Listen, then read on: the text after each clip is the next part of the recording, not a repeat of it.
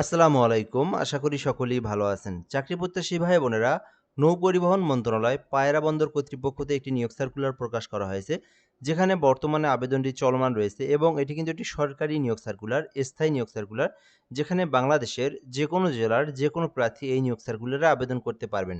তো আজকের এই ভিডিওতে নৌ পরিবহন মন্ত্রণালয়ের নিয়োগ সার্কুলারটি নিয়ে বিস্তারিত তথ্যগুলো আলোচনা করার চেষ্টা করব। এখানে পদের নাম রয়েছে, পদসংখ্যা, বয়স, শিক্ষাগত যোগ্যতা রয়েছে। তো সকল বিষয়গুলো আপনারা দেখবেন, তাহলে আপনারা জানতে পারবেন। দেখতে পারতেছেন মোটামুটি অনেক বড় একটি নিয়োগ সার্কুলার, যেখানে আপনার পরিচ্ছন্নতা কর্মী, নিরাপত্তা প্রহরী, লস্কর পদ রয়েছে। শুধু এসএসসি পাশে আবেদন করতে পারবেন। এছাড়াও এখানে বেশ কিছু পদের সংখ্যা রয়েছে।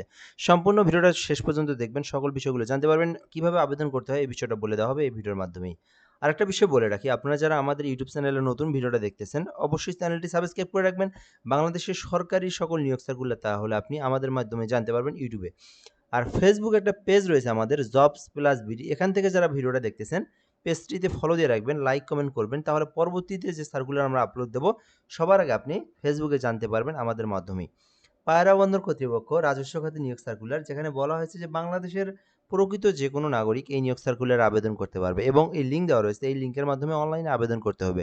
এই বিষয়গুলো বলে দেওয়া হয়েছে এখানে। ১ নম্বর পদের নাম পাইলট, যেখানে 4টি পদ রয়েছে, 35 বছর পর্যন্ত আবেদনের সুযোগ রয়েছে। তো এই পাইলটে কেউ আবেদন করতে চাইলে তার শিক্ষাগত যোগ্যতা প্রয়োজন। কেউ যদি মাস্টার্স এফজি একম শ্রেণীর ডে কম্পিটেন্সি সার্টিফিকেট থেকে থাকে তাহলে আবেদন করতে পারবেন এবং 2 বছরের কাজের অভিজ্ঞতার প্রয়োজন রয়েছে। আর যদি কারো তৃতীয় শ্রেণীর সার্টিফিকেট থাকে এবং 8 বছরের কাজের অভিজ্ঞতা থাকে, তবুও কিন্তু পাইলটে আবেদন করতে পারবেন, যেখানে বেতন হচ্ছে 35,000 থেকে 67,000 টাকা। সহকারী প্রকৌশলী বিদ্যুৎ রয়েছে, একটি পদ রয়েছে, যেখানে শিক্ষাগত যোগ্যতা চাওয়া হয়েছে ইলেকট্রিক্যাল অ্যান্ড ইলেকট্রনিক্স প্রকৌশলীতে। যারা অনার্স পাস করেছেন অথবা ডিগ্রি পাস করেছেন, আপনারা আবেদন করতে পারবেন।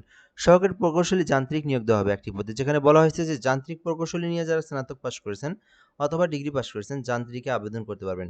সহকারী পরিচালক নিয়োগ দেওয়া হবে, যেখানে একটি পদ রয়েছে। শিক্ষাগত যোগ্যতা চাওয়া হয়েছে কোনো স্বীকৃত বিশ্ববিদ্যালয় হইতে একম শ্রেণী বা সমমানের সিজিপিএতে মাস্টার্স ডিগ্রি থাকতে হবে। অর্থাৎ যারা ফার্স্ট ডিভিশন নিয়ে মাস্টার্স পর্যন্ত কমপ্লিট করেছেন তারা সহকারী পরিচালক পদটিতে আবেদন করতে পারবেন। এছাড়াও সহকারী ড্রেজিং মাস্টার রয়েছে, যেখানে বলা হয়েছে তৃতীয় শ্রেণীর deputy department of transport certificate থাকলে আবেদন করতে পারবেন। ইনল্যান্ড মাস্টার রয়েছে, যেখানে বলা হয়েছে কোনো স্বীকৃতি বোর্ড হইতে মাধ্যমিক স্কুল সার্টিফিকেট অর্থাৎ এসএসসি পরীক্ষায় পাস থাকতে হবে এবং যাদের ইনল্যান্ড মাস্টার সার্টিফিকেট রয়েছে, 2 বছরের কাজের অভিজ্ঞতা রয়েছে, আপনারা কিন্তু ইনল্যান্ড মাস্টারে আবেদন করতে পারবেন। 45 বছর পর্যন্ত আবেদনের সুযোগ রয়েছে। এছাড়াও অফিস সহকারী কাম কম্পিউটার মুদ্রাক্ষরিক রয়েছে, 3টি পদ রয়েছে, যেখানে বলা হয়েছে উচ্চ মাধ্যমিক এইচএসসি পাশে আবেদন করতে পারবেন। এছাড়াও ডাটা এন্ট্রি অপারেটর রয়েছে, যেখানে শুধুমাত্র উচ্চ মাধ্যমিক এইচএসসি পাশে আবেদন করতে পারবেন।